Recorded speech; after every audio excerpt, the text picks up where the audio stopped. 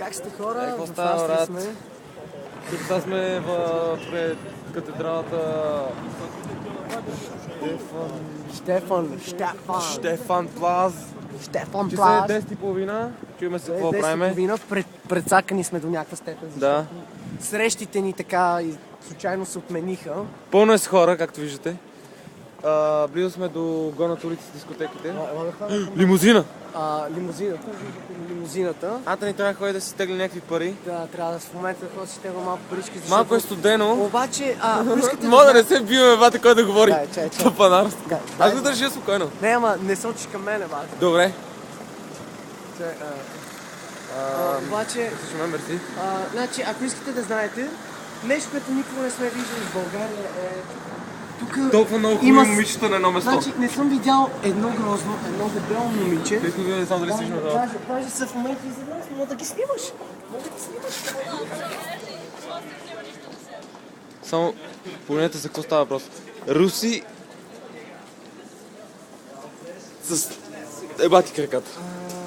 И значи, общо взето, Антони стегли пари. не, освен че тегла пари, значи за първ път виждам февруари месец да ми ходят Да. с полички. Задължително това трябва да го снимаме. С полички до газа, значи... Секунда само. Окей, пишеме паролата. И ето ми ги новите обувки. И на Антони. Няма казваме колко струват, защото са доста скъпи. И едно такси. Еми... Нещо като за последно да кажеш. Малко е зает.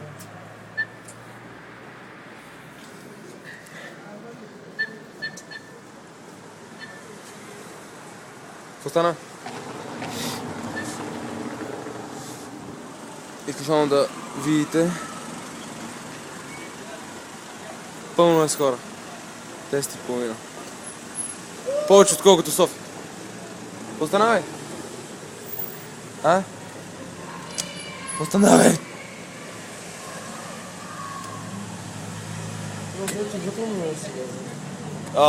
Я кажи само нещо като за последно. Кажи нещо като за последно заключително. Значи, мога да кажа за последно заключително хора, просто това е един от най-хубавите моменти в живота ми. Просто не съм виждал по-красиви жени. Жените в България просто не струвате, съжалявам, но не струвате. Не го мисли, не сте го чули това. Не сте го чули това? Чао, ще видим след известно време, когато решим да запишем нов клип. Пойш!